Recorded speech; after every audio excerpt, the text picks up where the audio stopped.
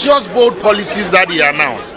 Talks about over 112 commitments and promises that he made to the Ghanaian people last year.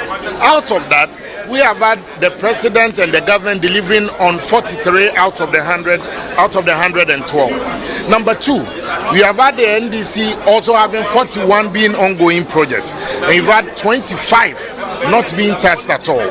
So you are talking about 38% performance on their own delivery for last year, 37 as ongoing, and less than with the remaining percentage going into something that they haven't been touched at all. Let me take you to the aquaculture and agri sector. They promised to also build modern fish landing site. Not a single one was built last year, and harbors, not one.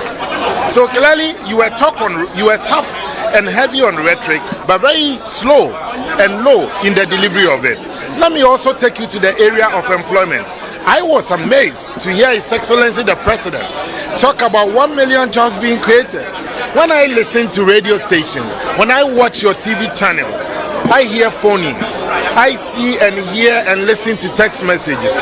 And we have 1 million jobs created that the NDC food soldiers themselves, they don't know about this 1 million jobs. What I am saying is that maybe Mr. President, the people who are supposed to even do that survey and get you the actual feed on the ground, they may be failing in this duty. So maybe we can assist government with quarterly update that they come to Parliament for us to also give them the feedback from the people. At least we represent 276 constituencies, and we can give you the accurate reportage on the ground, even more than what you, the journalists, can do. Again, Mr. President, last year, as part of the big push, said that they were committing $10 billion. That is in excess of 110 billion cedis. That big push for road infrastructure and development.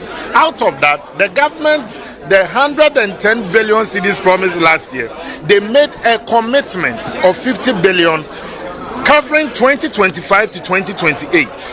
So meaning that you have about 60 billion gap. How is that going to be filled? And what are the measures being taken?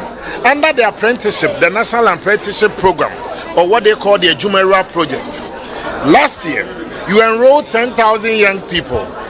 You are now beginning to pay the master craftsmen and the apprentice their stipends. Last year, you started last year.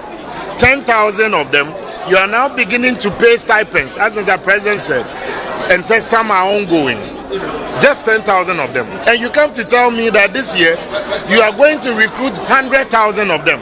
Master, let's be realistic here. If 10,000, you are struggling to pay the stipends for the master craftsmen and apprentice, then what gives me the hope, the courage, and the fidelity to believe you that the 100,000 will become a reality? So, if you want me to judge the president, just as he said, this is in fulfillment of a constitutional mandate. In fulfillment of a constitutional mandate for him to take the box and let us know the state of our nation. Again, he was telling us about the resilience of our economy. I'm happy to tell Mr. President that our public debt is crashing. It moved from 49 billion to in excess of $52 billion.